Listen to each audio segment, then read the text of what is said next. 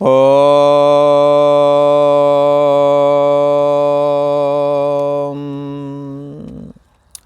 श्री योग वासिष्ठ के उत्पत्ति प्रकरण में श्री वशिष्ठ जी महाराज बोले, हे राम जी,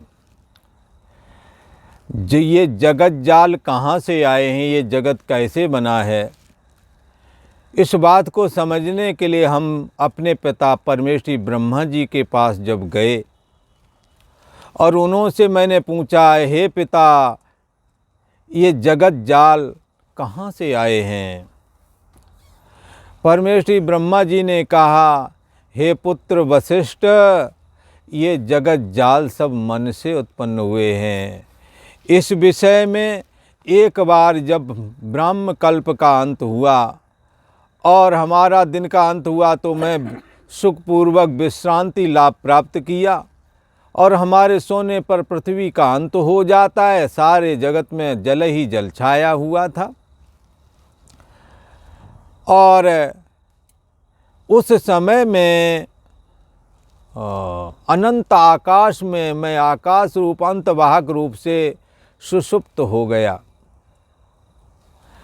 और जब जागा तो संध्या वंदन आदि किया, गायत्री जपी, फिर अपना जो सूक्ष्म अहम है, जो सूक्ष्म शरीर है, जो हमारा सूक्ष्म शरीर है, उसको अंतवाहक कहा जाता है। उस अंतवाहकता रूप अपने सूक्ष्म शरीर से जब मैंने अपने को चिदाकाश में लीन किया तो हमें वहाँ पर 10 प्रकार की सृष्टियाँ दिखाई दी। 10 सृष्टियाँ, 10 ब्रह्मांड अलग अलग थे। 10 के ब्रह्मा भी अलग अलग ही थे। हर एक ब्रह्मांड में ब्रह्मा विष्णु रुद्र अलग अलग थे। सूर्य चंद्रमा तारे नक्षत्र अलग अलग थे। ऐसा जब हमने देखा तो सोचा सृष्टि संरचना तो हो गई, अब मेरे सृष्टि रचने से क्या प्रयोजन।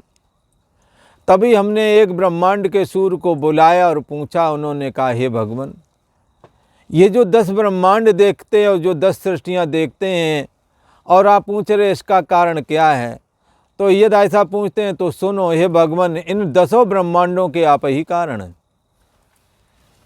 उन्होंने कहा, हम कैसे कारण हैं। तब उस ब्रह्मांड के सूर्य ने कहा कि जब आपका जो पहले वाला ब्रह्म कल्प चल रहा था, जिसमें आप जिस समय जाग रहे थे और सोने का संध्या का समय होने वाला था, अंधेरा होने ही वाला था और आप भी सोने का विचार कर रहे थे, उस पीरियड में श्री कैलाश पर्वत की तलहटी में एक गुफा के अंदर एक इंदु नाम का ब्राह्मण रहता था। उसने शिव जी की कृपा से 10 पुत्र प्राप्त किए थे, जो महातेजस्वी और तपस्वी थे, दृढ़ संकल्पवान थे।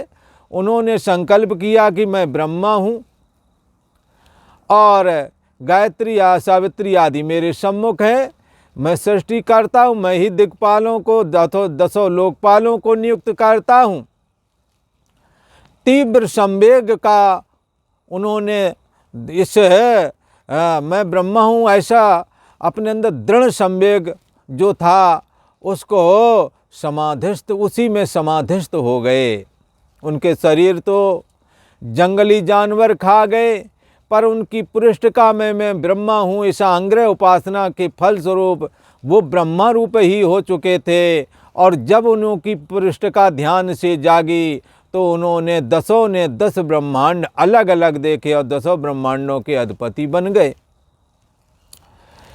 इस प्रकार से वशिष्ठ जी महाराज ने कहा कि हे राम जी, जैसा मन में निश्चय होता है वैसा ही भाषित होता है। शरीर और मन और इंद्रियों से जो कर्म होता है वो नष्ट हो जाता है, परंतु मन का जो निश्चय होता है उसे कौन नष्ट कर सकता है। मन के निश्चय को कोई नहीं टाल सकता है। श्री वशिष्ठ जी महाराज ने कहा कि किस तरह से ये सृष्टि उत्पन्न हुई है और किस तरह से कैसे उत्पन्न हुई है? संकल्प से। मन में संकल्प हुआ मैं ब्रह्मा बनूं, अब ब्रह्मा बन के सृष्टि कर दी। तो जो वो 10 सृष्टियाँ हुई, उन 10 सृष्टियों का जो सूर्य है वो ये रहस्य क्लियर कर रहा है। उसने ब्रह्मा जी से कहा, हे ब्रह्मन तुम वो नाकुश भी ना हो और निराश मत हो। ये सृष्टि जो तुम्हें 10 दिख रही हैं वो चिदाकाश में मानसी सृष्टि हैं, पर तुम अपनी भी सृष्टि बनाओ। चिदाकाश अनंत है, अपनी सृष्टि संरचना करो और तुम्हारी सृष्टि बाहर भौतिक सृष्टि हो जाएगी, और उनकी तो सूक्ष्म सृष्टि है। चिदाकाश में मानसिक उत्पन्न हुई है, मानसिक ही भाषित होती है। इसी कारण हे ब्रह्मन, जब तुम समाधि लगाते हो तब तो वो 10 ब्रह्मांड दिखते हैं, और जब समाधि नहीं लगाते हो और बाह्य जगत की ओर जब चर्म चक्षुओं से देखते हो तो ये सृष्टि नज़र नहीं आती। क्योंकि सूर्य भगवान कहते हैं ब्रह्मा जी से, क्योंकि हे भगवान वो सृष्टि चिदाकाश में मानसिक है, परंतु उस सृष्टि से तुम्हें क्या लेना देना। अब अनादि और अनंत परमात्मा बहुत व्यापक है, अनंत है, उसका अंत नहीं आता है। हे ब्रह्मन तुम भी सृष्टि संरचना करो, तुम्हारी सृष्टि आदि भौतिक हो जाएगी और इस भूताकाश में स्थित हो जाएगी, और उसकी सृष्टि चित्ताकाश में स्थित है। ऐसा करके उस सूर्य ने कहा, हे भगवान आप तो सृष्टि संरचना करो, आप इस चक्कर में मत रहो कि जब सृष्टि पहले 10 ब्रह्मांड बन गए तो अब हम क्या बनाएं। बना सकते हो, परमात्मा अनादि और अनंत है, इसका अंत नहीं आता। इसलिए उन्होंने अपना निश्चय बदल लिया। किसने? इंदु नाम के ब्राह्मण के जब 10 पुत्र थे, उन्होंने निश्चय बदल दिया कि मैं ब्रह्मा हूँ, तो ब्रह्मा ही बन गए। ऐसे ही जब आप संकल्प बदलेंगे और जैसा धारण करेंगे वैसा ही भाषित होवेगा। इस विषय पर एक पुराना आख्यान है। सूर्य नारायण ने कहा, हे ब्रह्मन हे देवेश, इस पर एक पूर्व आख्यान है कि आपके अंदर जैसा निश्चय है वैसा ही धारण करोगे तो जब तक आप उस निश्चय को नहीं हटाएंगे वैसा ही बना रहेगा। 10 महायोगियों ने मैं ब्रह्मा हूँ ऐसा निश्चय किया, ये कब तक रहेगा? जब तक कि ये निश्चय हटेगा नहीं, तब तक बना ही रहेगा। इसलिए शरीर का निश्चय, शरीर की क्रिया तो बदली जा सकती है, परंतु निश्चय तो आपने स्वयं धारण किया, आप स्वयं इसका त्याग भी करेंगे। हे भगवान, जो मन में दृढ़ हो रहा है वही पुरुष का रूप है, और उसने 10 महायोगियों में ब्रह्मा हूँ ऐसा दृढ़ कर लिया, इसलिए 10 ब्रह्मा हो गए। हे भगवान, जो दृढ़ निश्चय मन में होता है मैं देह हूँ, देह के संबंधी मेरे, ऐसा यदि निश्चय करोगे तो पुरुष इसी रूप में दिखने लगेगा। वो चैतन्य सत्ता है, वो परमात्मा देह और देह के संबंधी के रूप में दिखेगा। उसका निश्चय किसी और से नहीं रोका जा सकता, उसका निश्चय नहीं बदल सकता।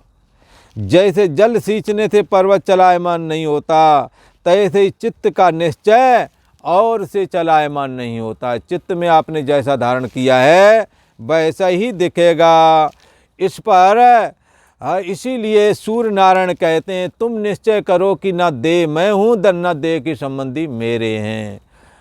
निश्चय करो सर्वाधिष्ठान ब्रह्म मैं हूँ, नेह नानास्त किंचन, यहाँ नाना नाम करके कुछ भी नहीं, एक चैतन्य सत्ता ही सब में समाया हुआ है। इस पर पूर्व में एक इतिहास है, उसको सुनिए। कैसा है इतिहास?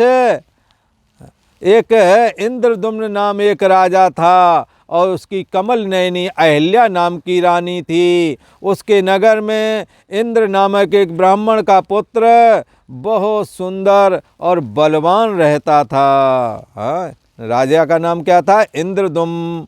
और नाम का एक कौन था? राजा था। उसकी अहिल्या, उसकी पत्नी का नाम क्या था? अहिल्या। राजा का नाम क्या था? इंद्रदुम्न, और रानी का नाम अहिल्या।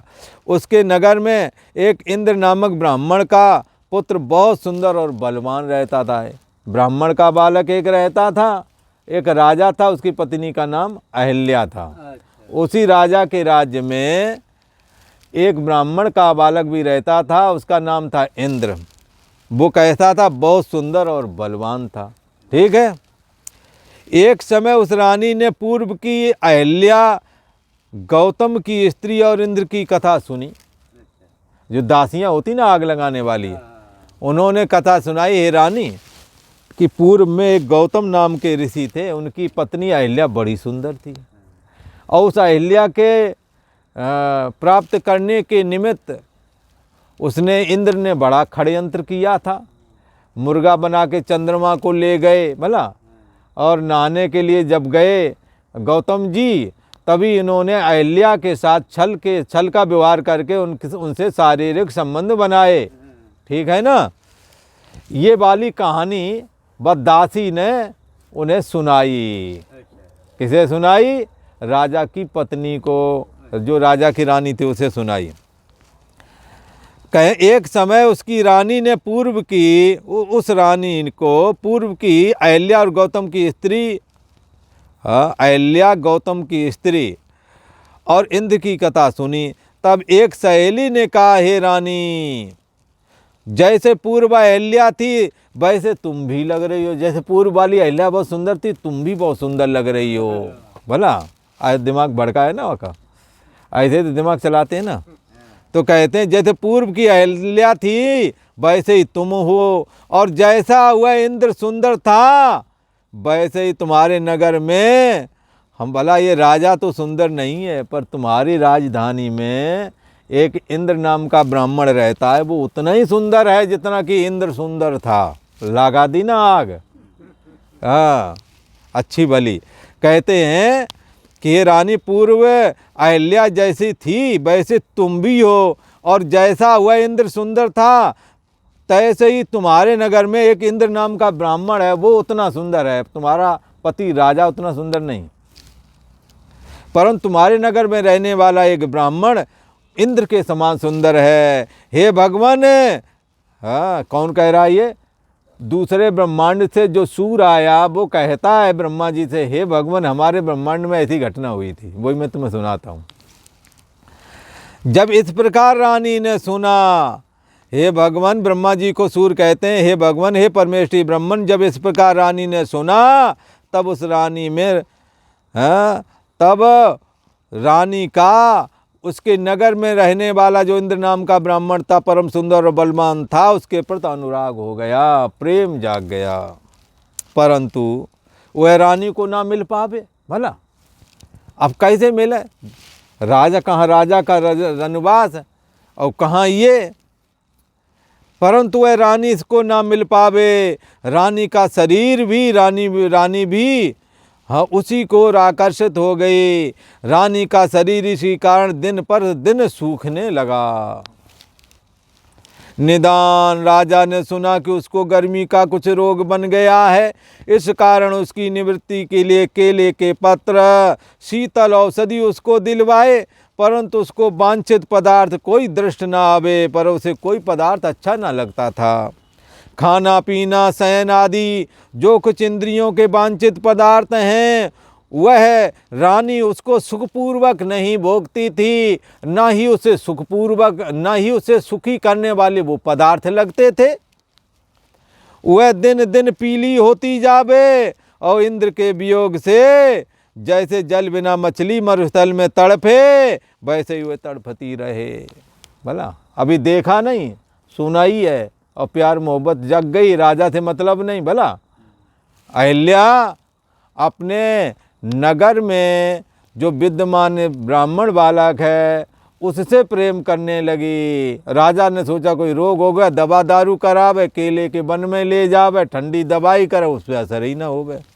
उसको कोई रोग और ही चढ़ा हुआ था। भला तो कहते हैं वह दिन प्रतिदिन पीली होती चली जावे, जैसे जल बिना मछली मरुस्थल में तड़पती है, वैसे ही वो तड़पती रहे। और कुछ समय के बाद तो मैं तो ये बोलने लगे, हाय इंद्र, हाय इंद्र, अरे कहाँ हो, ऐसा करके बोलने लगी। बोला निदान जब उसने लोक लाज सब त्याग दी, इंद्र इंद्र करने लगी।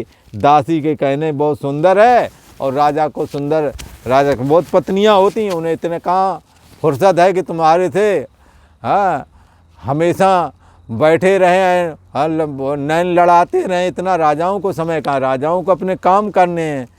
पर उसे राजा उतना पसंद भी नहीं था। दासी ने बता दिया तुम्हारी पसंदीदा इंद्र ब्राह्मण नाम का इंद्र, एक इंद्र नाम का एक ब्राह्मण है जो बड़ा सुंदर और बलवान है। बर उसी की उसकी चेतना चली गई, संवेग बह गया। अब तो वह लोकलाज छोड़ करके हा इंद्र ऐसा कहने लगी। निदान जब उसने लोकलाज त्याग दी और इंद्र में उसका बहुत स्नेह बढ़ गया, तब विचार करके एक सखी ने कहा, हे रानी, मैं उस ब्राह्मण को ले आता हूँ, मैं ले आऊँगी। यह सुनकर रानी सावधान हुई, और जैसे चंद्रमा को देख करके कमलनी खिल जाती है, ऐसे ही वो रानी खिल गई। वह सखी रानी से कह करके उस ब्राह्मण के घर गई और ब्राह्मण को प्रबोध करके समझा बुझा करके, चिंता मत करो, तुम वहाँ चले जाओ, ले चलेंगे, तुम्हें बहुत पैसा मिलेगा, बाद में तुम वापस आ जाओगे, ये सब ऐसी बातें समझा बुझा करके ले गए। पर बंधुओं, राजघराने में कभी पैर ना रखे, मर के ही लौटता है। ये बड़े लोगों के यहाँ हाँ राम बचावे। तो क्या है कि वो चला गया वो हाँ, और वो दासी ने जाकर इंद्र को समझाया बुझाया, और रात्रि के समय अहिल्या के पास उसे ले करके आ गई। ये होती है उनकी दासियाँ बासियाँ, देखो ऐसे कबाड़ा करती हैं। अहिल्या के पास आ गई। जब वह गोप स्थान में इकट्ठे हुए, फिर तो क्या है, सारे रोग ठीक हो गए अहिल्या के भला।